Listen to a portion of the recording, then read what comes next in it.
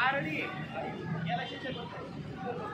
तर मित्रांनो, पोलीस बिलीस तुमचं घाबरायचं नाही, त्याची आपण चोर आहे,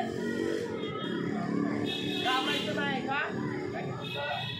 थोडक्यात जबरदस्त आहे. तुम्ही घाबरायचं.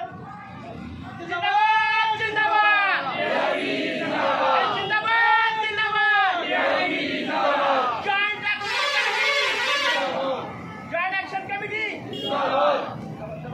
Joint action committee joint action committee आमच्या मागण्या मान्य करा, आमच्या मागण्या मान्य करा, आमच्या मागण्या मान्य करा.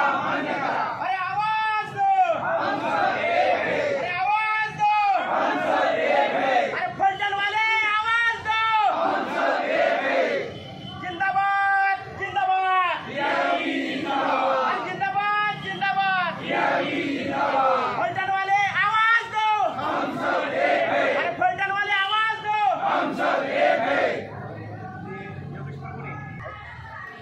सरांचा आवाज जोरदार आहे, माझा आवाज जरा कमी आहे.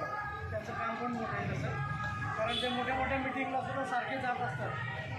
त्यामुळं त्यांचं काम पण चांगलं आहे आणि त्यांचा आवाजही चांगला आहे आणि आपलं लीडर पण आहे. आपण या संघटनेमध्ये काय यायचं याचं काय कारण तुम्हाला माहिती आहे का? त्याच्यामध्ये DRPमध्ये मेंबर आहेत. उभा राहा, उभा राहा, उभा राहा.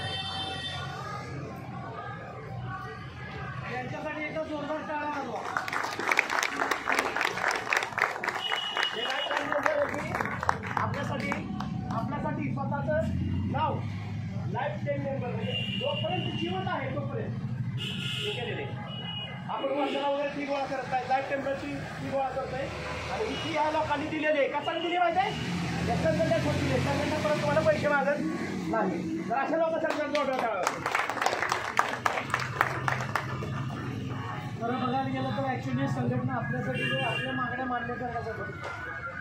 पण जर या संघटनेमध्ये आपण सगळेजण जर एकत्र नाही आलो तर आपली संघटना छोटी होईल.